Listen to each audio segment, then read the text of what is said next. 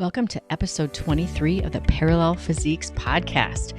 Kenneth and I talk today about a topic that comes up repeatedly in the functional health space. As coaches, we very often work with our clients to manage their expectations versus the reality of changing behaviors, becoming healthier, improving your physique. It is a really interesting journey to go on because most people just think, oh, I just want to lose weight, but there's so much more to what that means and how we get there. So please jump in, join us for our conversation about expectation versus reality.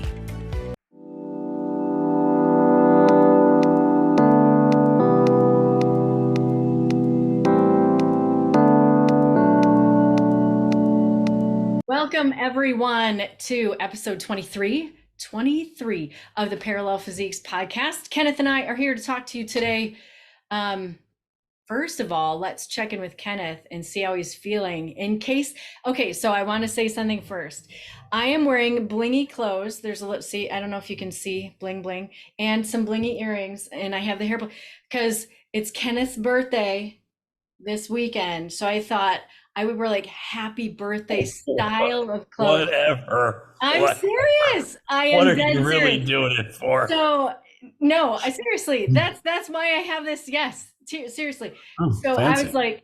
I was like, it's Kenneth's birthday. Whenever you're listening to this, his birthday is coming up this coming weekend in August, and Saturday. So I thought I would like jazz things up on the podcast to celebrate the big man. Meanwhile, I am not jazzed at all. Not at all, because you're turning what? 25? 41. 41. That was a great year. Was it? Yeah. When I was 41, I got my first rope climb ever. Rope climb. Yeah, climbing the rope. The rope. Oh. Yeah. You meaning like CrossFit? Yeah. Ah. Yeah. Because I was the fat kid in school. So when we were in like upper elementary, where you had to go in and do all this stuff in PE and they would pull the rope down, you had the big old mat and everybody sat around the square and watched you try to climb the rope. Did you have that experience? Yeah. Yeah. One at a time, get up, try to climb. I couldn't even hold myself up on the rope. Really? You couldn't even like hold it? No. Wow. No, not at all. So when I was 40, things have changed. Yeah, that was a big day, 41. So anyway, so what are you doing for your birthday? Tell everyone, what are you doing for your birthday? Party? Rockstar? Nothing now. Are you sure you're 41 or are you 61? I'm just checking. I might be 71 at this point. I don't know. It's the closer it gets to the day, the more the age ramps up. So I might be 91 before we're all said and done. All right. Are you that? Well, you better suck it up, Buttercup, because 41, that's not bad. That's a good day. Good. Yeah, I don't have a lot. I don't have a lot planned. Just chilling out. You know what? Turning 41 is better than the alternative, right? What, dying? Yeah, not turning 41. Right? I mean, I don't know. It depends on the day. Oh my goodness. I'm kidding. I do have to say though, I also have a second reason for the hair being up besides your birthday. Is it's annoying the crap out of me, this hair. Well, it's kind of fancy. It's not. No, I just have a stupid clip in it. It's really not. This is like, no, I do nothing to my hair. Look, it's so curly. It is just super naturally curly. And in the summertime, it's so frizzy. And I'm kind of at this point where I want to cut it again really short. What do you mean really short? I did this thing once where I did an undercut and then I just flipped the hair over to one side. I remember one time you just shaved your head. I did. That was my COVID time. I shaved my head. And that was fun. Again? You know, I have to say I loved it for myself because I'd get up in the morning and I'm like, woo, done. It was great. However, when I was out in public, I very much felt like a dude.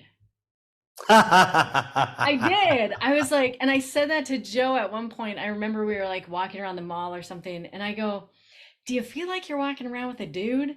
Because I'm not a small, like, I don't have small muscle structure anyway, right? Well, you're not a big frame girl either. No, no, no, no, no. But in my I head, mean, you're feminine. I mean, like, you're actually, see, listeners, this is a problem. Laura has body dysmorphia. she does. So when Laura talks about herself, it makes her sound like she's a beach whale. However, she is a small person. How tall are you? I'm 5'7". Right. That's not super tall, No, right? And how much do you weigh right now? right now, 145. 145, and you're in a bulk. Yeah, so I've You gained have the 15 most pounds this muscle year. you've ever had in your Yeah, life. yeah, You're the strongest you've ever been in your life. absolutely. And everyone that sees you says, wow, you look great. Yeah, I feel like this is an intervention. No, it would have to require multiple people. The only person I have in the room with me right now is Layla, and she's passed out. Okay, well, So there's no intervention happening. But so, with everybody listening, do not have this perception that Laura is a bowling ball rolling around Minnesota, because that's not what's going on. no. She is very normal looking, very feminine. She's not a dude. Not anywhere close. There's no confusion. There's no transition happening. I have to Everything's say, fine. with the pounds that I've added on, I'm pretty sure if you were to see me in person, you'd be like, yeah, she's not a dude, because my chest is like, well, hello. There are days where I'm like, what happened up here? This is Well, a lot of people would like that problem. right. I don't know. Anyway, enough about me. But so that's where I'm at. Trying to decide on the hair thing. First world problems. What do you do? So You could, can you get a reverse perm? I don't even know if that exists. yeah, you can. They can chemically straighten your hair. But honestly, if I blow dry it straight, like I can get it pretty straight and use a straightening iron and I can get it super straight. So is that a pain in the butt? Oh yeah, oh yeah. Like how long? How long would it take me to do that? Right. Oh, half hour, 45 minutes just for that part. Just to Wow. straighten it. Yeah. So That's not happening. I was watching one night on Facebook. I was mindlessly scrolling, which I don't do that often. But there is this, I think he's called the Indian Dad or something. Okay. He's like he's not like a feather Indian, but he's a Sure. like dot on the forehead Indian. From India. From India, Indian.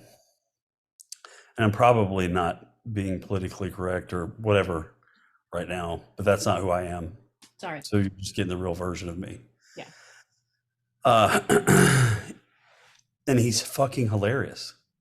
Like Does he have a wife? tears, Is it like he and his tears wife? rolling out of my eyes. Hilarious. And he's talking to his daughter. It's really his daughter Okay. recording his reactions to her. Okay. So she is in the bathroom. She is straightening her hair. Then she curls her hair. Oh, sure. Yeah. And then she straightens her hair. And he starts having this like discussion with her. He's like, I don't understand. You straightened your hair, then you curled your hair, then you straighten your hair. He's like, he goes into this rant and he's like, straight, curly, straight, straight, curly, curly, straight, straight. And he's like, I don't understand what you young people are doing. Like, that doesn't make any sense. You should just do the thing that you want to do first. Mhm. Don't, you know what I mean? And Yeah. so, and he goes on this rant and he's very Indian. the way his voice is, and some of the way it like some of his vernacular is fucking hilarious. Uh-huh. Like at one point, she's like, "Hey, Dad, I'm leaving. I love you," and he says, "Right answer. Thank you." That's what he said to her.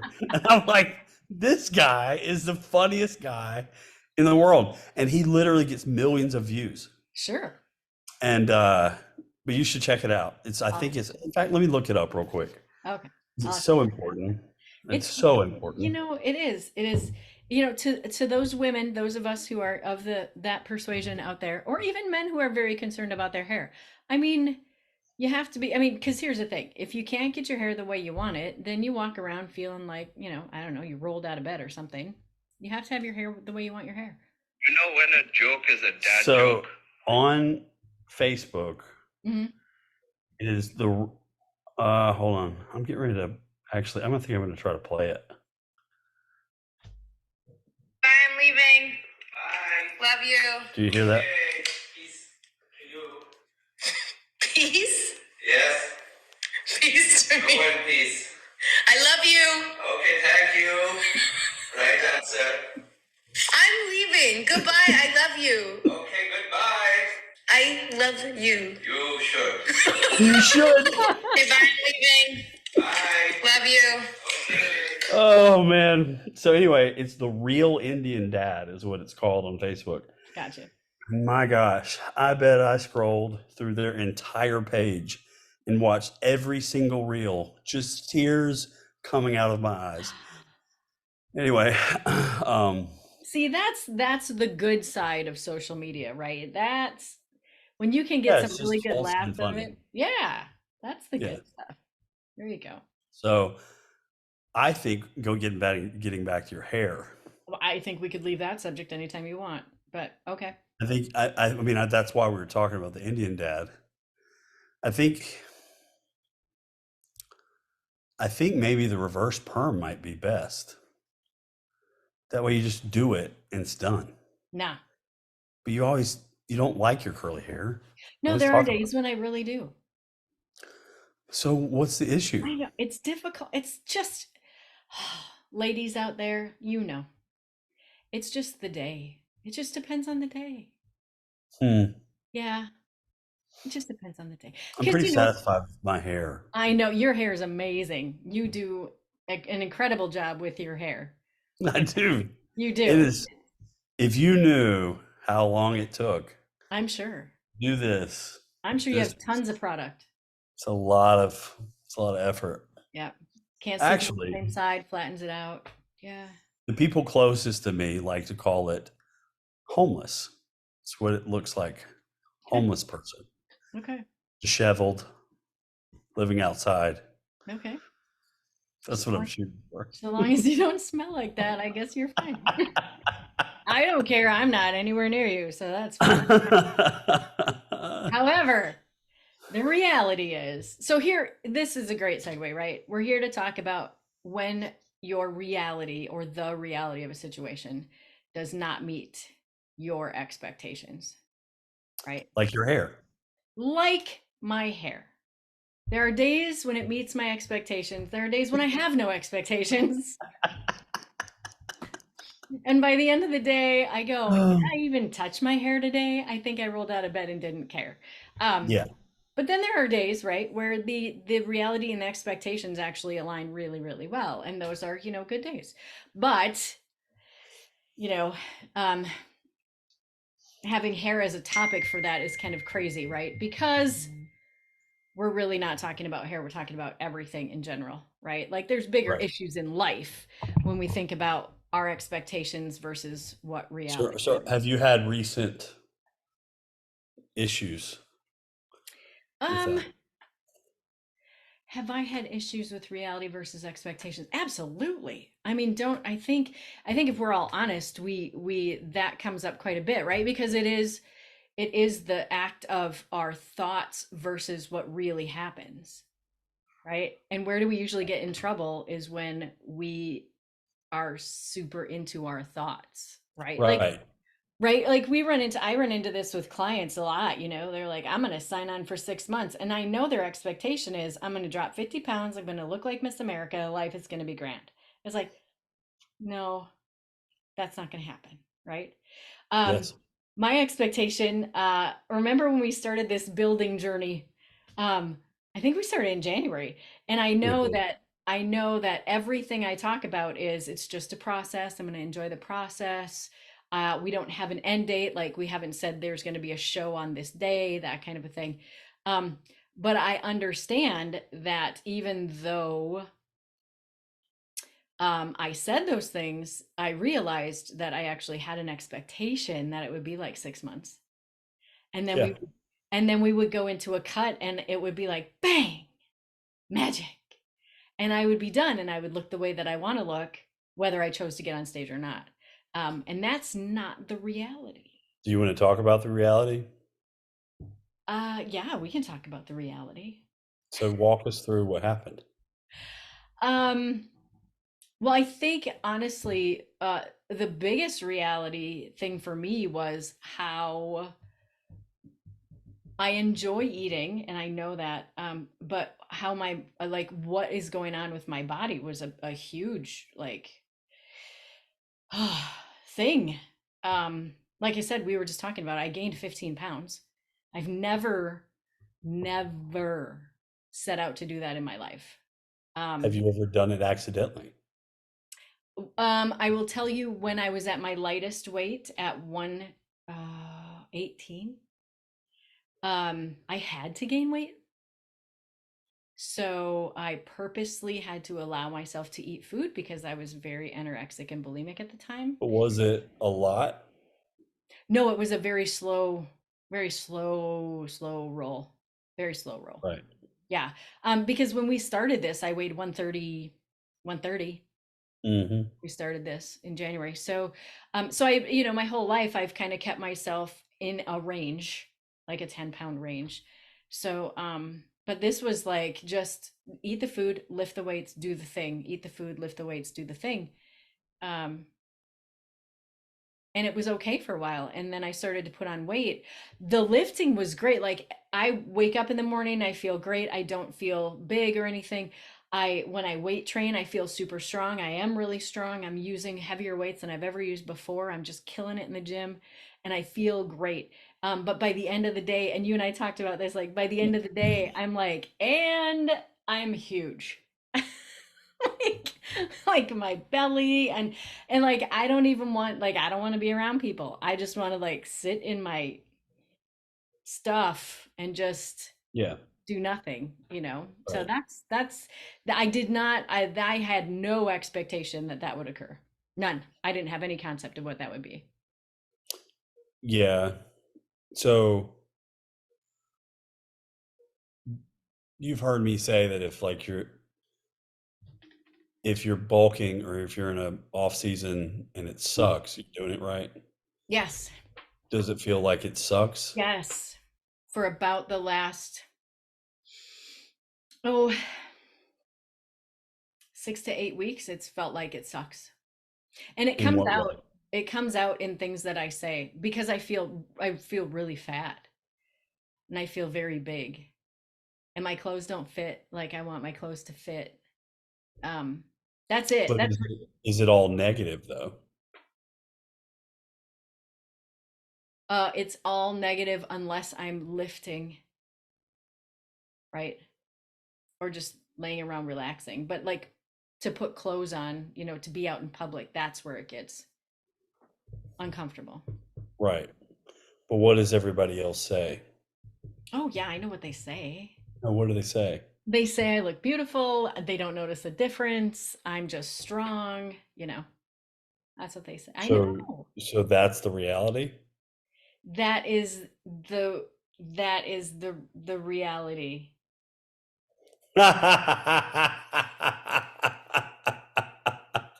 So so your perception is wrong. This is what I understand you're telling me that my perception is wrong. Right. Yeah. So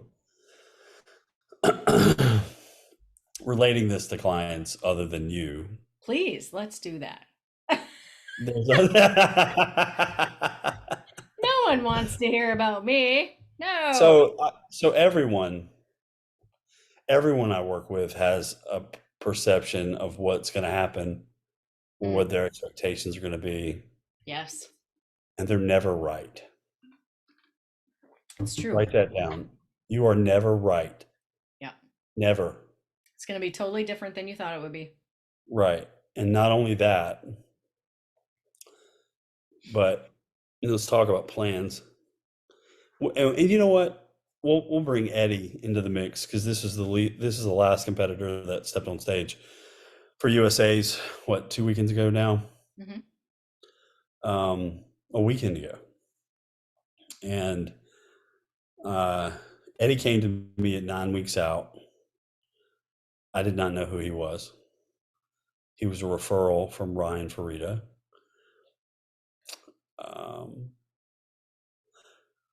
I do not typically take clients at 9 weeks and at 5 weeks, but Paulin and Eddie were sort of unique cases that I sort of acquiesced to. When I talked to Eddie,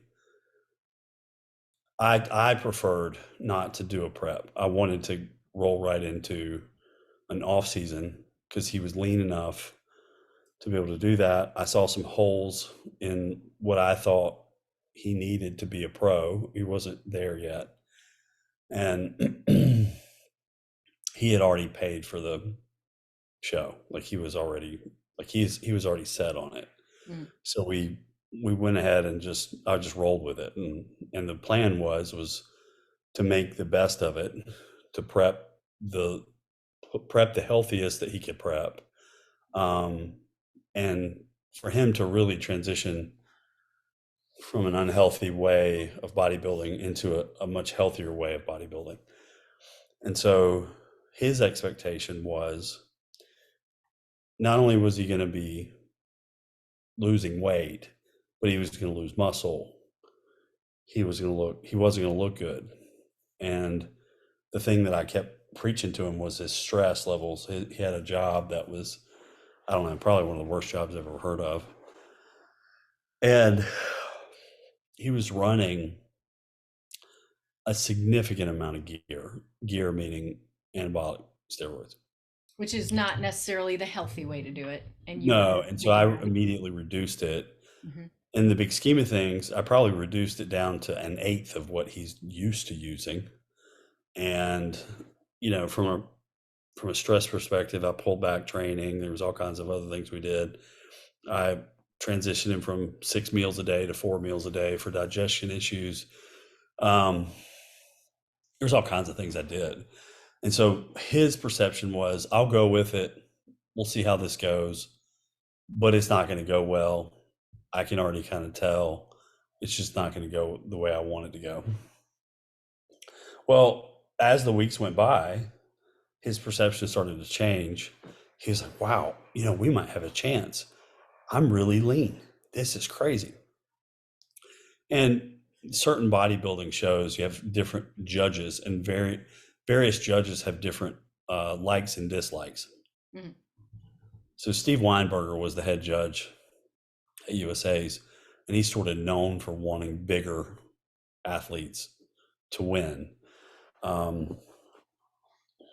Most of the time at a national level, we were in front of Tyler Mannion, and Tyler, he likes everything, but he likes the athletes to be conditioned.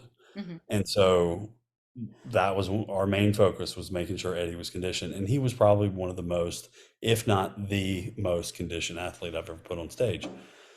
In the big scheme of things, when he started with me, he was like, yeah, I probably only needed to lose like 5 or 6 pounds. That was his perception. I think he came to me at like 187. We got all the way down to 170. I was going to say, you usually, I feel like, and I know this from my perspective too, is I feel like when someone comes to you and says that, it's usually about double what they think is what they have to lose. Yeah. Right. So And people are always more worried about the scale weight than anything else. So when I told him, I was like, I'd really like to see it at 170 pounds. He was like, what?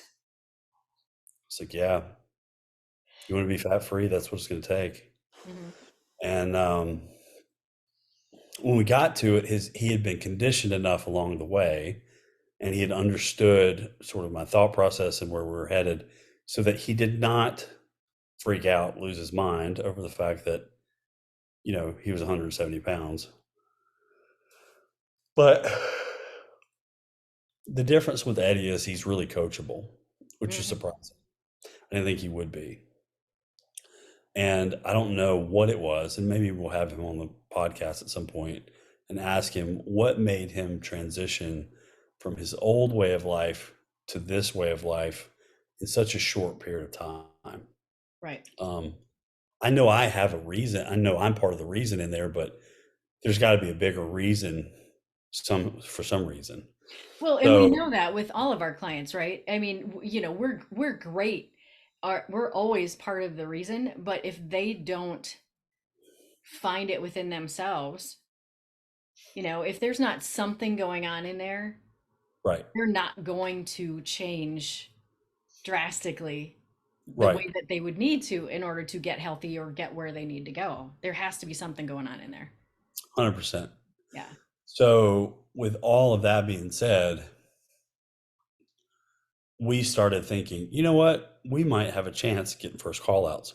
First call outs is exactly what that is. It's like you have first call outs is usually the first 5 to 7 athletes in the group. There were about 30 athletes. They compare those first 5, and then based on that, that's usually the top 5. Mm. And then based on where they're positioned on the stage, kind of tells you where they're going to finish in finals. So first call outs came out, nothing happened. Eddie wasn't called, and I was like, dang, that sucks. Then second call outs happened, and Eddie wasn't called. And I was like, damn, that shit's wild. Mhm. Like, we didn't expect that at all. Third call outs, that was his class. And then there was a fourth call out. So he wasn't last, Mhm. but he wasn't where we thought he was going to be. Mhm. He thought he was going to do better than he thought he was going to do. And to this day, talking to colleagues of mine, the only thing we can draw from it is that he wasn't big enough. Mm. But there was such a subjective look at everybody that there was no congruent evidence that one look was being duplicated across all of the call outs. Does that make sense? Yeah. So like it wasn't conditioning and size. Right. It was, size in some cases, conditioning in some cases, and symmetry in some cases. So it just didn't make sense. Well, of course, he, was very upset. Mhm. It was the lowest placing he's ever placed in a national level show. And I sat there and listened to him. I mean, he bitched and he complained for 4 hours. Oh. Oh yeah, it was rough. It was rough to Mhm. listen to. But I'll give him some credit. I would be upset too. It's not easy to go through that. Right. 1, 2, especially when your expectations are high.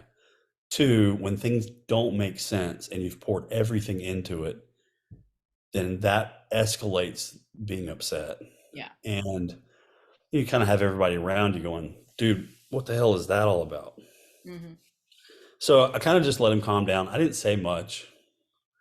And then, we're sitting there in the living room and I looked at him. I said, you really have 3 choices. You can quit bodybuilding altogether, which he mentioned.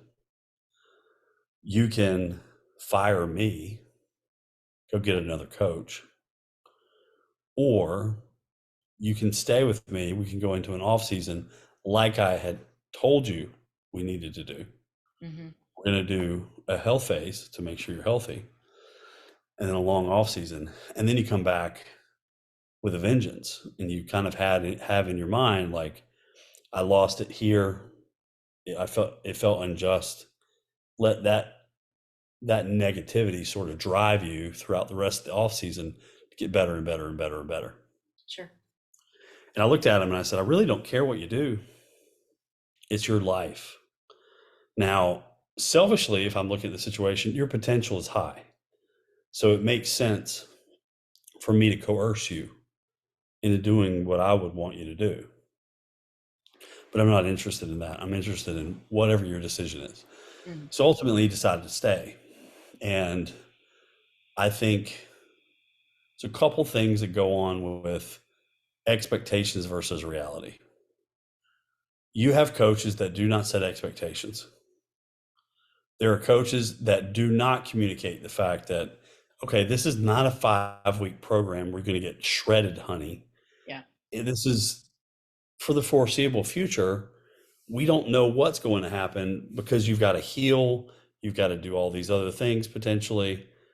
It's going to drag out. So, and we'll talk about a client we're actually on a journey with together that we're sharing, so you can gain some knowledge, but also potentially transition into working with her over the long haul. But, this particular individual has autoimmune issues, and we knew that kind of going in, not to the extent of it, but this is a year ago. We ran some tests. We did 2 gut protocols. She's been in a healing phase for over the last year. And, her expectation up front, it seemed reasonable. Like a year, we should be kind of where we need to be. Yeah. Now, it's now been a year. That expectation is now not what it should have been, because in all reality, she's not fixed. She's not healed. She is further along, and she is better, and she does feel better, and she believes in the process and all of the things. But she is not better. And talking to her recently, we've agreed that this road might be much, much longer than we anticipated, because the reality is she's in her 50s, and when you've misbehaved with your body, or your body's been through trauma, let's just say for 30 years, what do you expect? Do you expect, like, I don't know, it's kind of like debt. If I go out and I buy a bunch of, let's say $100,000 worth of stuff with a credit card, but I make 40 grand a year,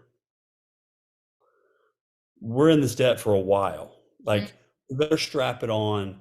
It's going to be a while. And in all reality, like, the misbehavior that I've had was pretty short in the big scheme of things.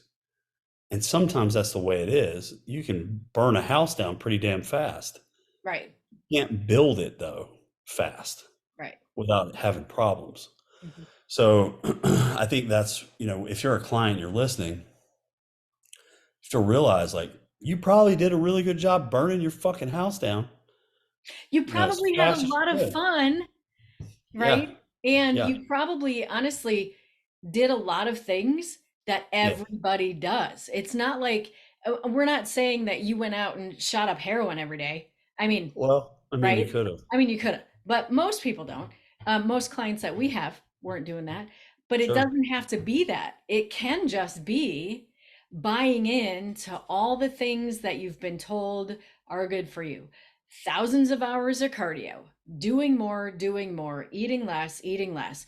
Go ahead and get the easy food, get the protein bars, get the protein shakes, and just eat those. Oh my God, just have Herbalife shakes all day. I don't know.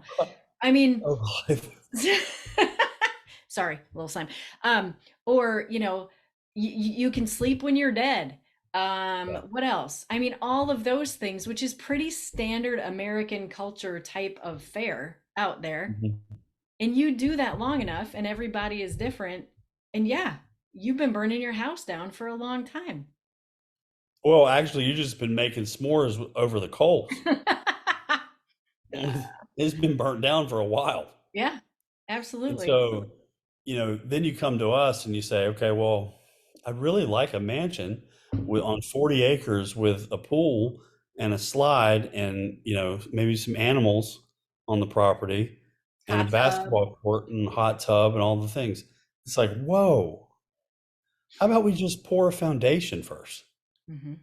Like, it's great to dream and all. I'm not saying close up shop and say that you can't look a certain way, but if you focus on building the foundation first solidly, then maybe we get to frame this house solidly. Hmm. And then if it's framed solidly, then maybe we get to dry it in. You can like stay the night, even though it's not even, got power yet. It's just like there's incremental processes that make something quality. And so if you're chasing something that is results driven solely, Yeah. I'll be honest with you, I could probably drop a drug protocol on every single person that we would use in a bodybuilding setting, and it would drastically change your body. Is that the route we want to go? No. Is it the healthiest thing to do? No. So does it teach you anything? Hell no. Mm-mm. You're like, hey, let me pop the pill so I can do the thing, and it's easy. And then tomorrow I wake up great. And It's that's like, exactly what we're being sold. That's exactly what Americans are being sold right now. right. Drop a pill, take an injection, you're going to wake Hmm. up, you're going to look the way you want to look, and it's great. The problem with that is, like you said, it is all results oriented. I want to look a certain way. Well, you know what? You might look great dead then. Because honestly, if you're not addressing your health and building that foundation, you're going to maybe look good. You're going to feel like shit. You're not going to be able to sleep. And it's not going to last long. It's not going to last long. Or on top of that, you may look good after 8 weeks. What now? Right. Where are you going to go? Like what do we, I don't think you're going to get better. You didn't, like, you just built a house, not on a foundation, but on quicksand. And it's just a matter of time before that good look that you have, Hmm. quote unquote, fails you or goes away because you don't have a foundation of good quality, tools to use Hmm. throughout the rest of your fitness journey. And, you know, it'll be 11 years on Saturday that I've been bodybuilding. And I've taken time off, and I've, in the last 3 months or so, I've not been 100% with Austin. We had a conversation yesterday, and I'm hopping back on the plan. It's all human, it's all normal. But you know what? My expectation isn't that I'm going to wake up and I'm going to look like Adonis tomorrow because I decided that I was going to do Austin's plan for 24 minutes. Like, that's not the way that works. 24 minutes, right? Yeah. Right. And honestly, like, how many clients do we have that are like, I'll just do this for 20 minutes Yeah. and then I should see results. And if I don't, I'm going to get really upset. Yeah. Well, you're probably upset at yourself. You just did it for 20 minutes and that's all you did it for. Hmm. So, yeah.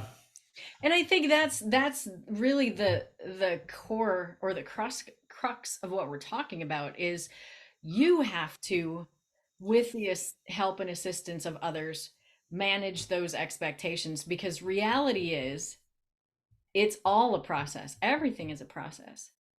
And you need to make those small targets that are process driven targets, not Yep. results oriented targets. So, process driven targets, what's that? Today, I'm going to wake up and I'm going to eat my 4 meals, Yep. right? Today, I'm going to go to bed at the time I said I was going to go to bed because I go to bed too late. So, I'm going to back it up 15 minutes. That's what I'm going to do today. Or Yep. I'm going to train today. Or, you make those, habit stack, do those things. You need to have those process oriented targets. Yep. Absolutely. And because then you do that consistently, and all of a sudden those results oriented targets are way closer. It's like, oh, I can see that coming now. A Now I hundred can see it. percent. Yeah. Yeah. But even with you, like, you're walking into a bulk, you've never done this before, you have no idea what to expect. That's the point of the check in. Yes. Thank you. Please do your check-ins, people. So you're checking in. You're like, hey, I'm fat. I'm like, no, you're not. You're like, well, I am. And I'm like, yeah, you're not actually. This is the way it goes. Right. This is what it's supposed to look like. And if you look at your body, like you still have lines. You don't have a blown out waist. You don't look like you've eaten 24 cookies every night of the week for the last 3 months. Like you're being illogical. You're being emotional about the way you look. And I'm here to tell you that you're wrong. And that's the point of all of this. So you have a coach. Not only is there accountability there, you need to be accountable. But number one, we should have set the expectations for you up front. And that's one thing I didn't do well when I was younger. Mhm. But in the last 2 years, I probably set the expectations really low to the point to where, we stumble, we might feel pretty good about ourselves. Like, for example, Nick Grubb. Nick Grubb competed, I guess it was in 2021. And he came to me and he was like, I really want to do a competition. We did like a little bulk phase, but I'm like, okay, if you want to do a competition this year, we better prep quickly. We have 25 weeks to prep, which is a long time. Not many coaches do that. I do that for the fact that life pops up, things happen, you just don't know what's going to go on. You have food poisoning. Yeah. I mean, we can talk about that too. But things pop up along the way, which derail your progress sometimes, and you have to make sure that you have enough room to be able to get ready to be at stage ready, right? So the whole time, he's a natural kid getting ready to compete in a not natural league, and what's mostly a competitive show most years. And you know what I told Nick the whole time? You're going to lose. You're going to lose. You're going to lose. You're going to lose. You're going to lose. You're going to lose. The reason why I told him he was going to lose is because I thought it. I thought he was going to lose because he's natural. He's not as big as everybody else would be. He's a tall kid. So, at the time, his weight just it didn't make sense. And he was just new to bodybuilding. So I'm like, yeah, you're going to lose. It's just the way it is. Like, go ahead and put that armor on, wear it until the end of prep, because by the time we get off the stage, you're going to need that shit. Because you're going to have to recognize, like, I was right, we lost, and you got to swallow that pill. Yeah. Well, I'd be damned if a motherfucker didn't win. He won his class. And I remember just being shocked. But then again, I wasn't at the same time. Me telling him that he was going to lose for 25 weeks made him not get off the plan, not one iota. He was motivated the whole way. He lost 30 some pounds, I think. And he was peeled. Yeah. I mean, he made the other guys on the stage look like weekend warriors. Those weekend warriors really probably have. They have some expectation that they're going to go win a show after 5 weeks of dieting with Chipotle burritos. Right. And at the end of the day, that doesn't work unless you're Paulin. Yeah. So, right. Yeah. But, there's always the exception to the rule, right? Right. Yeah. You have a genetic freak that, might show up. Yeah. So, but the expectation was they were going to win. And I knew them well enough that they didn't work the way that Nick worked. They didn't put in the work.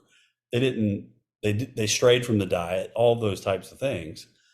So their expectation was, well, I need less time. I probably need more drugs. I can rely on the drugs to do the work that I don't have to do because I'm going to get lean anyway. And Nick doesn't have any of these crutches over here. All he knows is I got to follow my coach's instructions. I'm probably going to lose. I'm just going to do this for the fun of it. And then he literally walks off stage. We meet backstage. I'm like, you won. He's like, I know what happened.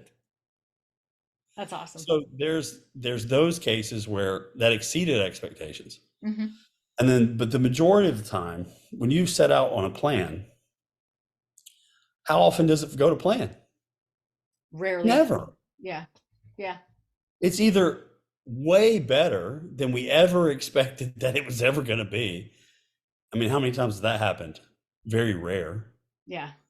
Like I can maybe on like 5 fingers say, "Oh yeah, man, that was way better than I expected." Yeah. But every other scenario was like, "Shit, that went to hell in a handbasket really quick." Yep. Now it might have been what I needed at the time, but it still wasn't fun. Mm-hmm. And It's what great people learning. have to It's a great recognize learning is, opportunity. what'd you say? I said it's a great learning opportunity, right? You're always learning Right, something. right, Yeah. right. And what I'll say is most clients coming to us, they need to look at it as a learning opportunity. Mhm. They need to look at it as, you know what, I want to make a life change. This is going to be difficult. It's not going to be easy. It's not going to go as planned. Just like the lady that we're going to talk to on Friday. This has not gone to her plan. Is Mhm. she better than she was? Yes. Is she where she wants to be? No. Right. But we're a year in the journey. We're talking about a person that's, used and abused their body over years. And now we've got a little bit clearer picture as to what else we need to do. Yep. And so lower your expectations. I'm not saying don't have any, because if you don't have any, you might have a bad coach and it could screw you. Well, but But manage them. I mean, they have to be realistic. that's what I'm saying. Right. Yeah. Get it to a point to where you're realistic with yourself. Genetics come into play, stress comes into play, your lifestyle comes into play. How much can you change all at one time and actually hold it together? Not And a whole lot. And how much are you willing to change? Because a Right. lot of people forget that to change means that you have to do something different. We can tell you, we can educate you about why your body needs you to do this and how things are working and all of that. But you have to know that you're going to have to do X, Y, and Z. Yep. And if you can't do that, well, then there's your expectation. Yep. Yeah. Yep. For So I sure. think at the end of the day, if I had any advice for people, maybe don't even have an expectation other than I just want to get better. I want to get better every day. Yeah. If you want to get better every day, then chances are you're not going to fail that expectation. And even if you did, it's just the day. So now you can manage getting better the next day. And it should be easier because you fucked up the day before. Yeah. And then every day gets to be a new day. Right. Right. You have I love that. I think that's what it is, right? Say, when Joe, my husband, had cancer, he had APL, which is a form of leukemia. And he was within 24 hours of dying. He was 34 years old. He went through 2 years of having to get chemo every single day or every week. He got chemo every week. He went through 4 major rounds. And then after that, for 2 years, he had to have a chemo shot once a week. And he was a middle school principal. And so here's what happened that year in that middle school. Everybody decided they would get 1% better every day. Just 1% every day. All you had to do was take what you did yesterday and do 1% better. And by the end of the year, by the end of a calendar year, you would have gotten 365% better. That's incredible, right? Even if you didn't do it every day, like you're saying, maybe you only did it 2/3 of the time. So now you're only 200% better. Gee, that sucks. Right. Right. It gives you an opportunity to make mistakes, learn from your mistakes, and still have expectations for yourself to get better, but not reaching and overreaching those expectations and understanding that life happens while you're doing this. Right. You're exactly right. Yeah. There you go. Expectations. Manage them. I feel like we got the point across. You think? Yeah. And I think that the biggest thing to understand is that no process worth doing is easy, right? Like when we Nothing good. I mean, my parents used to say this to me all the time. Nothing good in life is easy. No, And I hate to say it, but they were right. I know. I mean, even at the end of the day, you know, this year I'm looking at my business with the addition of you, and then what I was able to do in the competitor side, and even just what we've done, from a standpoint of other clients and being able to heal them and move them in the right direction and stuff like that. I didn't have that expectation this year, did I? No. You talk to me every day. I never thought that was going to happen. Mhm. But then all of a sudden it happens, and I'm like, okay, well, it's been really hard. None of this has been easy. Mhm. Honestly, the last 3 years have been a grind, and it's still going to be a grind to a degree, but we got a little bit of reprieve. We got a little bit of success. We got a little, street credibility. Mhm. So we're going to enjoy that, but we still got more work to do. Yeah. And then I know coaches, colleagues of mine that aren't in the position of myself or you. And they're like, damn, I wish I was like you right now. Wish I had what you had. Da, da, da, da, da, da, da. And it's like, well, you keep doing what you're doing and you're going to get it. It's just, it's going to take a while. It doesn't, because when I started, what I thought I was going to do? I thought I was going to go full time within 6 months. Nah. Well, that's what the quote gurus out there will tell you, that they Right. can't be there. Right. Yeah. Right. I did, however, in a month's time, I went from 5 clients to 30. Mhm. Now, granted, my rate was a lot lower then. So, if you're trying to do the math, you're like, well, that would have been full time. Right. But no, No. it was like, I was just trying to get clients. Yeah. So, yeah, I mean, I think context is key too. But if you are with a coach right now and they have not set expectations for you that are reasonable, then maybe have a conversation with people that are reasonable, that will tell you the truth, that will not sugarcoat things, because that's important. Hmm. How many times do I sugarcoat things for my clients? Never. Never. They probably like, will you please stop beating me in the head? Well, there's a difference though, and I look at that too. There's a difference between sugarcoating something and finding a way to tell someone something that they have the ability to hear, Right. right? And it's still the truth, and it's still honest, but you just find a way that they can hear you say it versus just Right. saying it. Right? Right. Or not saying it. I feel like sugarcoating something is really not saying it truthfully, because a lot of times it's just not what people need to hear. They just take what they want anyway. Right. So and that is definitely, there's a fine line between that, is like the reality, and that's just what that is. It's managing reality versus expectations as a coach for your clients or for anyone that you're talking to. Is, yeah, we all want to think it's rainbows and unicorns. There are no such things as unicorns. Sorry. Yeah. Yeah. And the rainbows come not as often as you want them to. You have to celebrate them when they're there. Like, like you said, but you have to. The rainbows only come when the rain's here. Yeah. You have to put the work in first.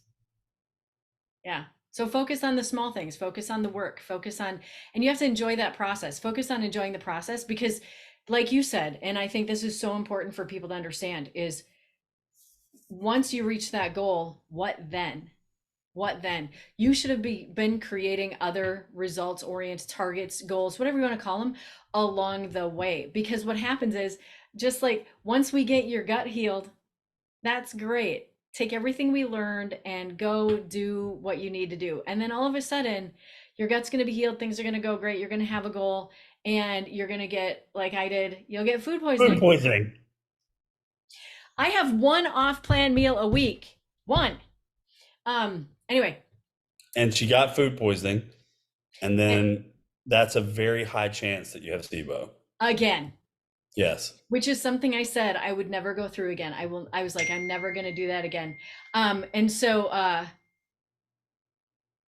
I get It's to a have, little bit different this time around, though. We're going to do a hybrid approach. yeah, well, but so we go through the process. Did it devastate me? Okay, I was sick. I did not like being sick. But am I devastated? No. I'm like, okay, so if I just did my GI map test, it just sent it in. So if I have to go through another protocol, I have to go through another protocol. Why? Because it gets me healthy. Yep. I'm good with that. That's fine. So when we have to manage those expectations and we have to understand that life happens, which I think is the best part about working with an actual coach, someone that you can talk to, someone that you can work one-on-one with, because they get to know you and they live life and help you do life when it happens, Yep. as opposed to being reactive. You know, we're being actively involved, we're being proactive about things that we can, and we're helping people understand where they're at and manage those expectations correctly. Absolutely.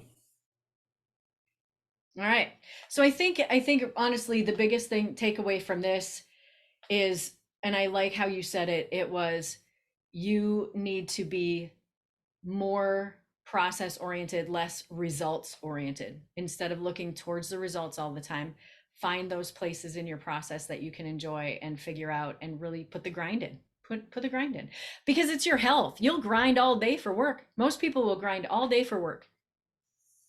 Yep. Grind for yourself, grind for your health. You're exactly right. All right. Any final words, birthday boy? Um, I get so excited for birthdays for other people. I don't think so. No? I was going to say some sort of whimsical or wisdom, full of wisdom, and I don't have either one of them. It's all right. You're getting old. We understand. I would just say,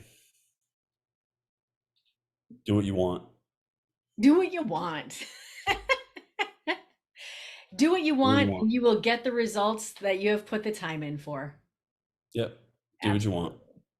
All right, everybody. Thanks for coming and listening. Please let us know if there's a topic you want us to talk about. We will definitely have our information below in the show notes. And if you have questions about what we talked about or any of our other podcasts, just let us know.